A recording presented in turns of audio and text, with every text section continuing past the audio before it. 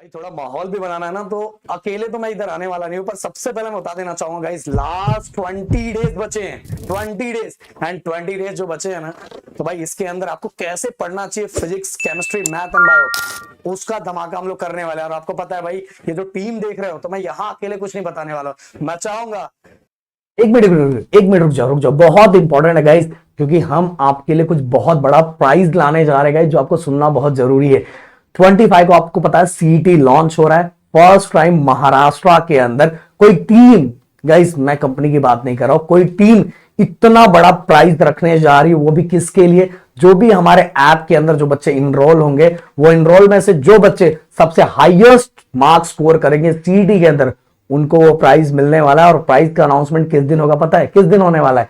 25 को जिस दिन हमारा बैच लॉन्च होने वाला है। एंड गाइस कमेंट बॉक्स के अंदर थोड़ा लिख के बताओ क्या लग रहा है, क्या प्राइस हो सकता है। प्लीज कमेंट बॉक्स में मुझे बताओ एंड अब सेशन आगे देखो।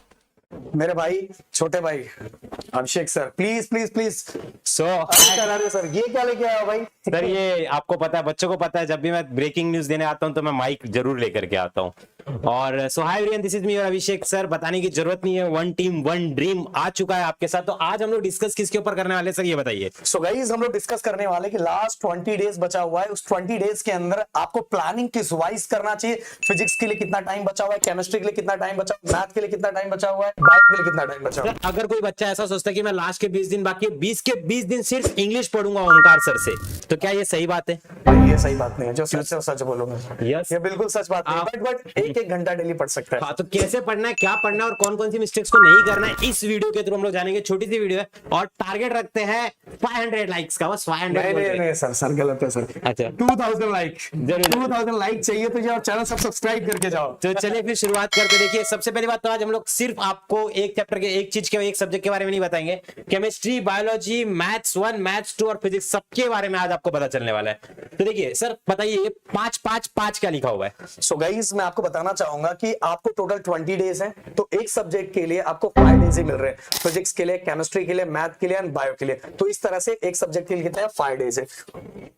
जी सर। अब देखिए यहाँ पर कंटेंट में आपको कहां कहां से चीजें देखनी है। सबसे पहले देखिए, इन 3 चैनल्स को आपको अभी तक अगर आपने सब्सक्राइब नहीं किया तो आपका पेपर सच बताऊं खराब जाने वाला है।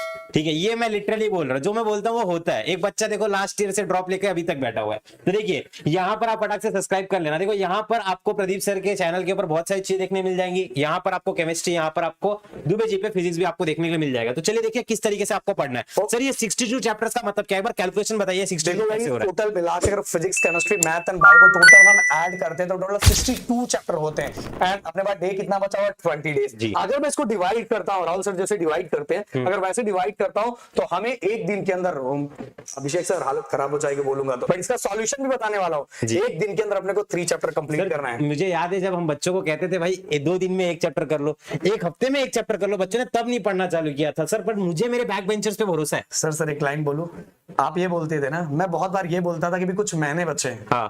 फिर मैंने बोला कि कुछ दिन बचे हैं। हाँ। अब भाई अभी आपका एग्जाम है 20 डेज के बाद। तो देखिए आपको किस तरीके से करना है। तो अब गाइस अजय, अरे अभिषेक सर, अजय सर मेरे दिल और जमा पे भरे पड़े, क्योंकि मैं भी फिजिक्स मतलब फिजिक्स और पी मतलब प्यार। तो गाइस मैं बताना चाहूंगा कि यहाँ टोटल 3 सेक्शन में 3 चैप्टर करने हैं। तो टोटल 3 सेक्शन में मैंने डिवाइड किया है। पहला सेक्शन कैसा है कि जो सबसे डिफिकल्ट आपको लगे, जो भी डिफिकल्ट लगे, देखो स्टूडेंट वाइज डिफिकल्ट सब्जेक्ट अलग अलग होता है, तो जो भी डिफिकल्ट लगे उसको मॉर्निंग में करो। देन सेकंड टारगेट जो है वो आफ्टरनून में करो, और जो थर्ड टारगेट है वो रात को करो। देखिए सर मॉर्निंग में डिफिकल्ट टास्क इसके लिए कह रहे हैं क्योंकि देखो आपका मूड एकदम फ्रेश होगा। आप जल्दी जल्दी चीजों को फटाफट से, जो हार्ड चीजें उनको कर लोगे ना, फिर आपको ऐसा कॉन्फिडेंस आ जाएगा कि अरे यार ये तो छोटी मोटी चीजें जिसको मैं आफ्टरनून और नाइट में तो कर ही सकता। सही बात है सर। ये सारे इसीलिए हमने कहा कि मॉर्निंग में सबसे उठते ही सबसे आपका माइंड फ्रेश है, सबसे हार्ड चीज को पहले लो आप।